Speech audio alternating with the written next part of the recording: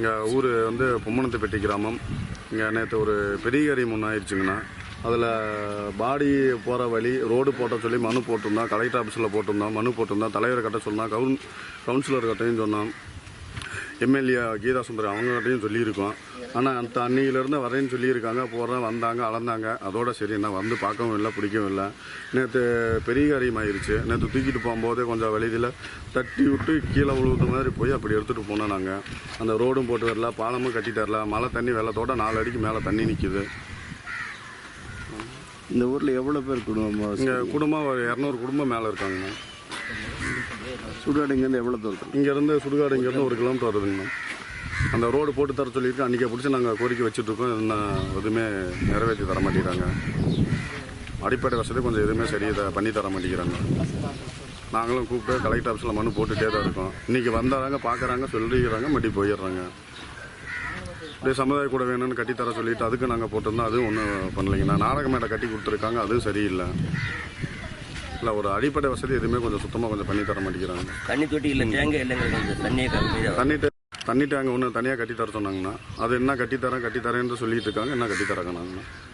ஆனால் ஊர் வந்து பொம்மனத்துப்பட்டி, ஜெகதாப்பி கிராமம், கரூர் மாவட்டம். பேர் பெருமாள். வந்து இங்கே ஊரில் வந்து அடிப்படை வசதி எல்லா வசதியும் சரி. தலைவர் வசதி, நம்பர் வசதி, யாராக இருந்தாலும் சரி செய்யறேன்னு சொன்னாங்க. லைட்டு வசதியும் சரியா இல்லை. 2வது தண்ணி வசதியில், ரோடு வசதியில். இந்த ரோட்டில் வந்து ஊருக்குள்ளேயும் சிமெண்ட் ரோடு போட சொல்லி தலைவர்கிட்ட சொன்னோம், கவுன்சிலர் சொன்னோம்.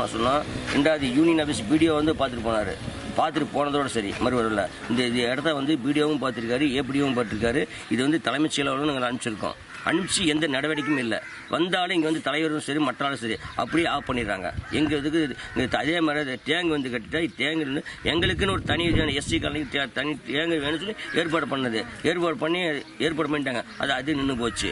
நாடகம் மட்டும் இல்லை, சமுதாயம் கூட எங்களுக்கு வந்து சமுதாயம் கூட அப்படி எங்கெங்கே வேற பக்கம் போகுது. நாங்கள் வாங்கிட்டு வந்தால் எங்களுக்கு வர்றதில்லை, எங்கேயோ கொண்டு போட்டுறாங்க. கேட்டால் அப்படின்னா இவர் கட்சிக்காரங்க அப்படி இப்போ சொல்லிடுறாங்க. இதே மாதிரி வந்து சாலையில் வந்து எங்களுக்கு இப்போ 4 எங்களுக்கு தெரிஞ்சவரை 10 வருஷமாக தான் கோரிக்கை வச்சுருக்கோம். இன்றைக்கி இல்லை, ஒரு 10 வருஷமாக கோரிக்கை வச்சுருக்கோம். இந்த சுடுகாட்டுக்கு போகிறதுக்கு எங்களுக்காக ஒரு சுடுகாடுக்கு நாடகம், அங்கே பைப் வேணும், பைப்பு தண்ணி, அங்கே பைப் வேணும், எங்களுக்கு வந்து சுடுகாடு கொட்டாய் வேணும், சுடு காமன் சோறு வேணும் அப்படின்னு சொல்லி எல்லாம் ஏற்பாடு பண்ணது. ஆனால் பண்ணித்தரேன்னு சொல்லி சொல்கிறாங்க, அதிகாரிகள் சொல்கிறாங்க. ஆனால் செய்கிறதில்ல.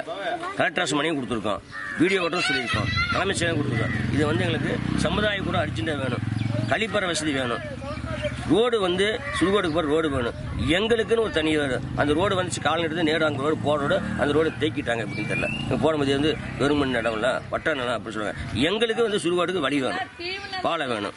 அதுதான் மெயின் பிரச்சனையை வந்து இது வந்து அரசு கலெக்டரும் எல்லாம் இருந்து முன்னின்று எங்களுக்கு எங்கள் ஊருக்கு வந்து எங்கள் சமுதாயத்தில் வந்து கொஞ்சம் எடுத்து எங்களுக்கு வேண்டி விரும்பி கேட்டுக்கொள்கிறேன்.